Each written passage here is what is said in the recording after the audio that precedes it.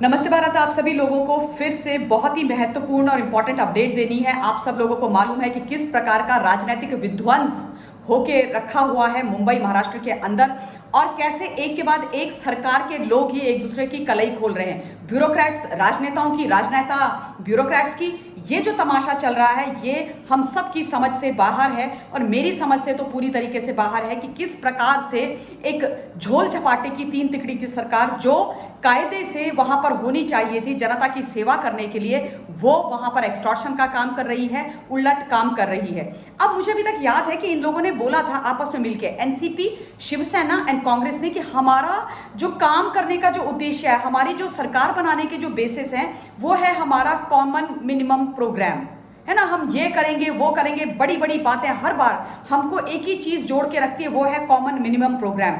और अब मैं आपको बताती हूं कि इनका आपसी कॉमन मिनिमम प्रोग्राम क्या है। चोरी, चकारी, लूट खसोट, एक्सटॉर्शन, हत्याएं, झूठ बोलना, लोगों के खिलाफ झूठे प्रपंच रचना, लोगों के खिलाफ झूठे केसेस बनाना, उनमें लोगों को पकड़ करके अंदर डालना, आम जनता को त्राहिमाम करना, ये रहा इनका कॉमन मिनिमम प्रोग्राम। और इस प्रोग्राम के तहत ये आपस में मिलकर के हाथ, एक दूसरे का हाथ पकड़ के चल रहे थे। यानी कि इधर की लूट खसोट तुम करो, इधर की तुम करो, इधर की तुम करो, जो हमारे रास्ते में आए उसके ऊपर झूठे केसेस लगा दो, टीआरपी के केस लगाओ, ये करो वो करो, उनको अंदर डाल दो, और बाकी लोग जो सच बोल रहे हैं उनको पकड़ के जेल में ठूंसते रहो। तो ये है इनका कॉमन मिनिमम प्रोग्राम, जो पूरी तरीके से विध्वंस की राजनीति वहां पर ये लोग कर रहे हैं, और चलते हुए इन्होंने सिर्फ और सिर्फ यही काम किया है। Point number 1। पॉइंट नंबर 2, आपने देखा कि किस प्रकार से परमवीर सिंह ने अनिल देशमुख जी के ऊपर आरोप लगाया था एक्सटॉर्शन का, कि ये सचिन वाजे को प्रेशराइज करते थे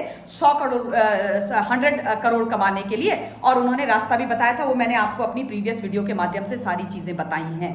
अब आप बताइए, ऐसा कभी आपने देखा है कि एक सीपी जो उन्हीं के पसंद का सीपी है, वो जब उसको उसकी पोस्ट से हटा दिया तो वो पीछे पड़ गया राज्य के गृह मंत्री के, और उसके बाद उनके ऊपर आरोप पे आरोप लगाने लगे। बाय द वे, जो वो लेटर परमवीर सिंह ने लिखा था, जो मेल जो भी थी, वो अब वो उसको लेकर के सुप्रीम कोर्ट में पहुंच गए हैं। यानी कि वो जो चिट्ठी है वो ऑब्वियसली उन्होंने ओन अप किया है, एक्सेप्ट किया है कि मैंने ही वो मेल चिट्ठी जो भी है वो लिखी है उद्धव ठाकरे जी को, और आज वो उसको लेकर के सुप्रीम कोर्ट में चले गए, सुप्रीम कोर्ट का दरवाजा खटखटा दिया। शरद पवार जी ने एकदम भयंकर काम किया है, जग्गा जासूस वाला।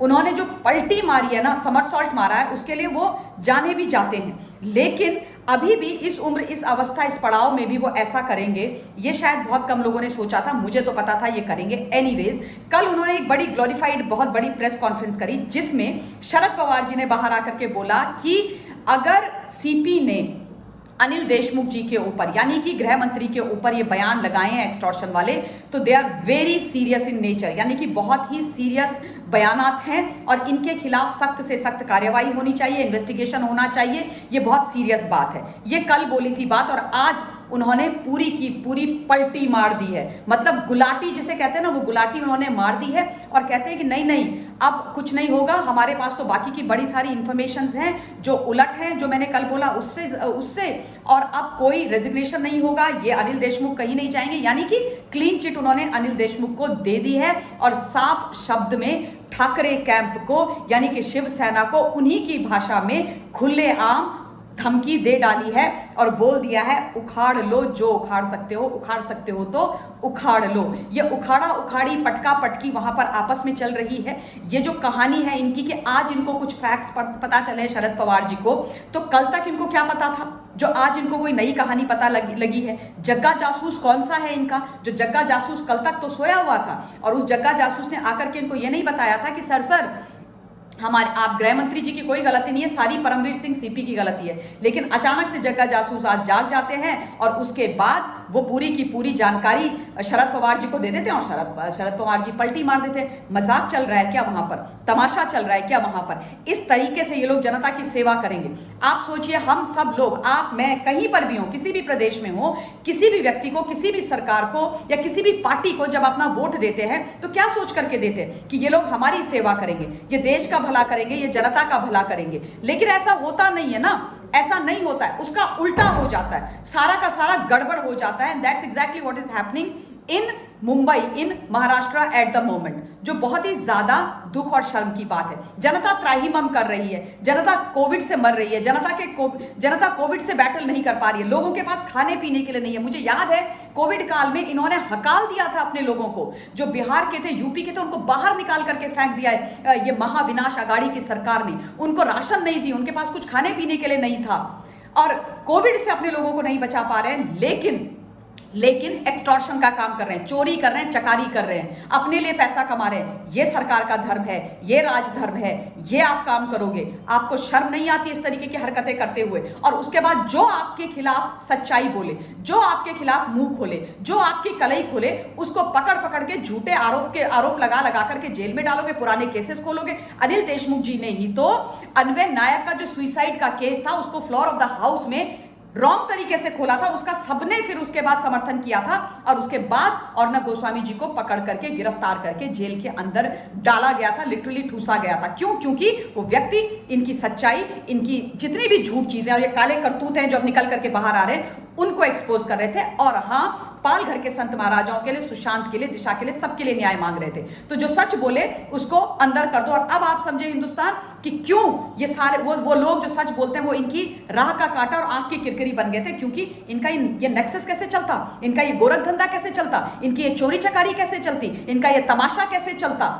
मुझे तो ये लगता है कि ये कहते हैं अनिल देशमुख जी का रेजिग्नेशन होना चाहिए। उद्धव ठाकरे जी का क्यों नहीं होना चाहिए? मुख्यमंत्री को अपने पद से क्यों नहीं चले जाना चाहिए? मुख्यमंत्री के गृह मंत्री, मुख्यमंत्री के सीपी, मुख्यमंत्री का सचिन वाजे उनका राइट हैंड आदमी था। अब ये पूछे ना कोई इनसे कि सचिन वाजे की रातों रात बहाली परमवीर सिंह ने किसके कहने पर कराई, और उसके बाद जो वहां पर क्रिमिनल माइंडसेट से काम कर रहा था, पूरा क्रिमिनल था, खाकी वर्दी पहने हुए, वो किसकी शय से कर रहा था, जरा इनसे पूछिए। और क्यों नहीं वहां पर उद्धव ठाकरे जी यानी कि मुख्यमंत्री का रेजिग्नेशन होना चाहिए? क्यों उनको अपने पद से छोड़ करके नहीं चले जाना चाहिए? क्या वो डिजर्व करते हैं किसी प्रदेश का मुख्यमंत्री रहना? क्या ये राजधर्म है? क्या ये शिवसेना की परिपाटी है?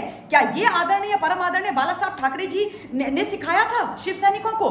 क्या ये संस्कार छोड़ के गए हैं वो?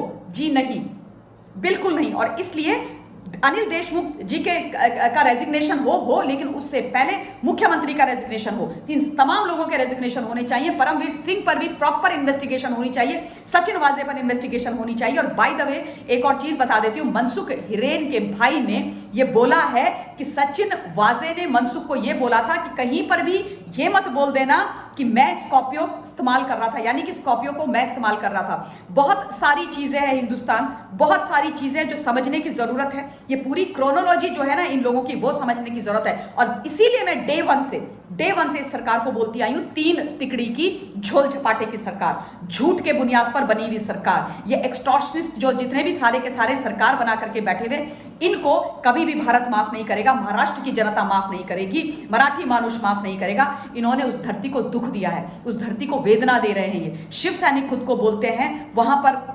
छत्रपति शिवाजी महाराज को वेदना दे रहे हैं, बाला साहब ठाकरे जी को वेदना दे रहे हैं, हर एक को वहां के आम जनता जिन्होंने इनको वोट किए थे उनको दुख दे रहे हैं। इसलिए ये जनता के कटघरे में भी खड़े रहेंगे। और इन सब का, चाहे वो सीएम हो, वहां के होम मिनिस्टर हो, जो भी हो, सबके रेजिग्नेशन बनते हैं। और पहले सीएम का, उसके बाद होम मिनिस्टर का रेजिग्नेशन होगा, और उसके साथ साथ सीपी मुंबई परमवीर सिंह जो अचानक से जाग गए, जिनकी आत्मा जाग गई कि मेरे से एक्सटॉर्शन का काम करवाया जा रहा था, जैसे कि उससे पहले तो सब कुछ इनकी जानकारी में कुछ था ही नहीं, उनके खिलाफ भी, सबके खिलाफ कार्यवाही होनी चाहिए। और जितने पुराने केसेस इन लोगों ने इनके राज में लोगों पर लगाए हैं, चाहे वो फेक टीआरपी का केस हो, और जो केसेस इन्होंने ठीक से इन्वेस्टिगेट भी नहीं किए, जिसमें सुशांत दिशा के केस आते हैं, वो सारे केसेस बिल्कुल बारीकी से देखे जाने चाहिए, री इन्वेस्टिगेट होने चाहिए, और उसके बाद दूध का दूध, पानी का पानी होना चाहिए।